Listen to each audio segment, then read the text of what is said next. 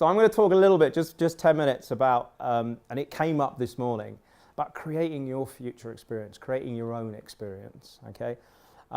There's been a really common theme that's been bandying around the last few masterminds, some of the conversations I've had with my one-to-one clients as well. I'm not going to say any names, Sarah, at all, because that'd be really mean. And a lot of it is about fear, okay? And it's about people sticking to what they know because it's easier than the pain of change. But actually, you only get where you want to get to by going through the pain of change. But the easier thing to do is just go, do you know what, I'm just going to sit here, and if I sit here long enough, things will happen. And we've had 3, probably 4 people this morning who have all had accelerative changes, I can't say that word, I should have picked another one, fast changes in their business. I knew there was a reason I'd invited him. Fast changes in their businesses because they've taken action and they've done stuff. And bless her, in fairness to Sarah, I don't think I've met anyone who's done as much as you in the last 6 months, starting a business from scratch, and it's been an interesting journey, hasn't it? Okay, so but one of the problems is that manifests itself in not taking responsibility for your own success. We start to lay it on the table of other people. Well, that will happen, they'll do that for me, or maybe if I do this. You are the only person who can be responsible for your success. You've got to do it. We've got Gary sitting here, who is probably the best example in this room of that, of just going, do you know what? The only person who can change the way my business and my life is running is me. And he's done that. And where is it? Where did you park it? Is it in the private place out there? In the captain's spot. Well, I'll tow it away. So Gary's just got himself, and I'm a big fan of celebrating your own success, he's just got himself a brand new Mercedes, yeah, on lease, which even a year ago you couldn't have got that lease, could you? But he's worked really hard, taken responsibility for himself and what the business is, and he's changed that. And I think that's really cool. And it's not something to go, oh wow, he's amazing. It's something to go, well, do you know, if little Gary can do it, I can do it.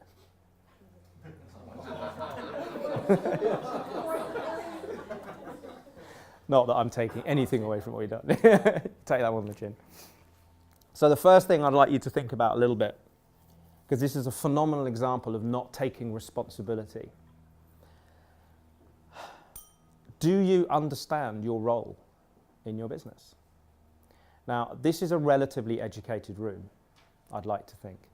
But I'm going to test, this might fall on, it might fall down completely. But I'll try it. So, Lorraine, what do you do? What do I do? I do procurement for schools.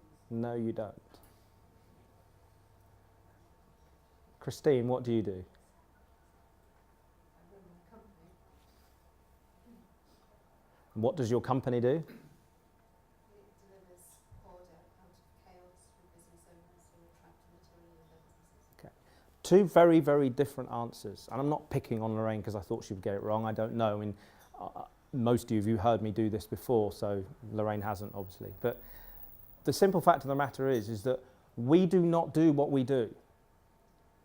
Our role in our business is to grow a business that happens to do what we do.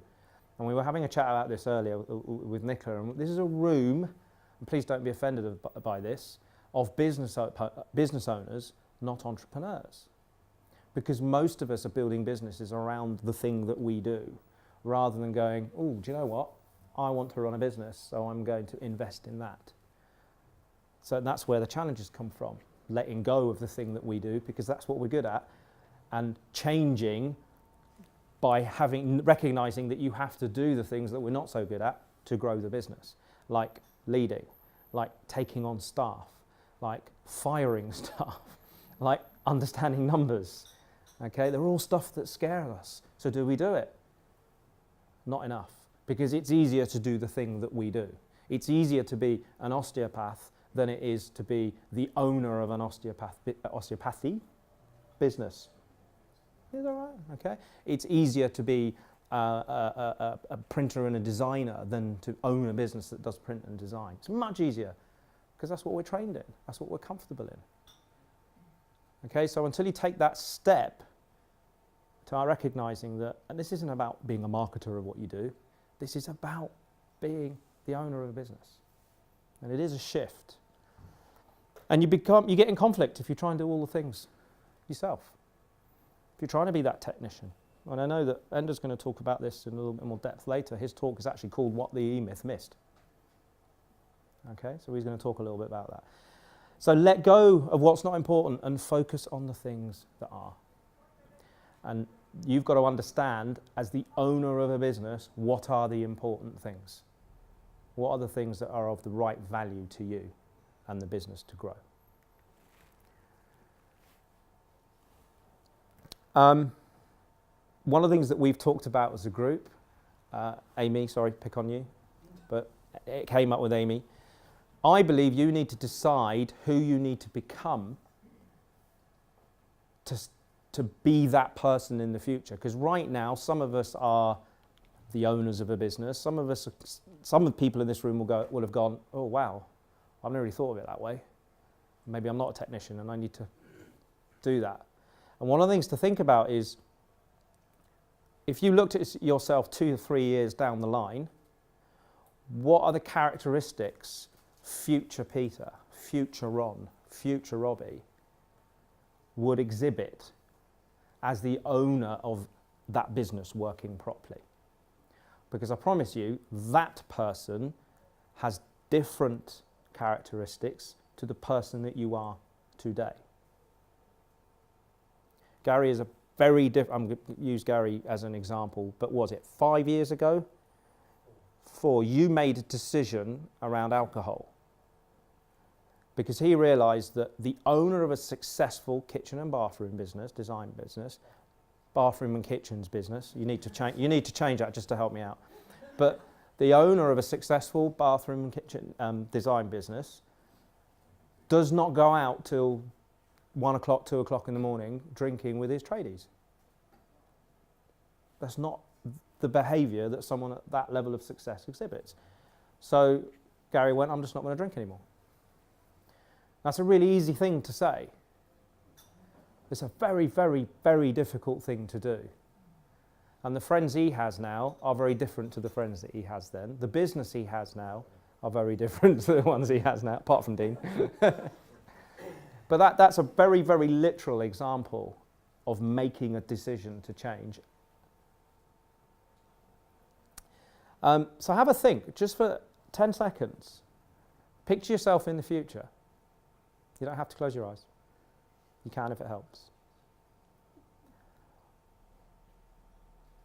But what are the characteristics of an individual who runs the business you would like to have in 2 or 3 years' time? What do they do? What do they not do? What behaviours do they have? What do they tolerate? Something I talk about a lot with people. What are you tolerating right now that if you didn't would change the way your business worked? Shit clients, late paying clients, people who just don't really work well with you and have a different idea, think they know your business better than you. We've all got those, haven't we? You just put my name down on that. And have you thought about it? I know I'm thinking about it now, but just by thinking about it, you'll start stepping into who that person has to be. Even if you don't take any action, you'll start thinking about it. And we all know it's a journey. We've seen this slide 100 times before, haven't we? There isn't anybody in this room that hasn't seen this slide. We know that in order to become that person that you need to be in the future, you've got to step outside of your comfort zone. You've got to not stay in the easy place. And that's uncomfortable. That's really difficult. And I came, it doesn't happen overnight, and I came across this that I really, really liked. It means creating habits. We talked about this this morning. Is that you need to decide what behaviours future Sharon will exhibit, okay? And then to become that person, you need to create and form new habits. And after a while, the habits define who you are. They define who you are. Robin spoke very eloquently about this morning, and with quite a lot of feeling that, 4 weeks ago you were feeling, 4 weeks ago you were feeling quite lost and overwhelmed and not really sure what he was doing. And Dan's been a brilliant example of this change as well. But he just decided that there were some habits he wanted to bring into his life, and now they define him. Okay, he meditates every day. I presume you don't mind me sharing this. Meditates every day, goes for a bike ride, goes for a walk every day, and now they are part of who he is. It's unthinkable for him to believe that Robin doesn't do those things. Does that make sense? And I think it's an important thing to make. And after a while, what Robin now has is a new normal. It's just part of who he is. And that's probably a little bit of Robin that looks back at that Robin of 4 weeks ago and goes, what was he doing? Who was that guy? Gary, can you remember a time, do you ever think back to that time where you were out on the lash sort of regularly and just think, what was he doing? Yeah, All the time. Because that's not normal. That was normal. You've got a different normal now, haven't you? Yeah. Different way, because we're all weird, aren't we? Yeah. Okay, I'll change it for you. Yeah, well, we'll totally. Yeah. And when you look back and you see the change you make, you'll just want more change. You'll look for the next habit.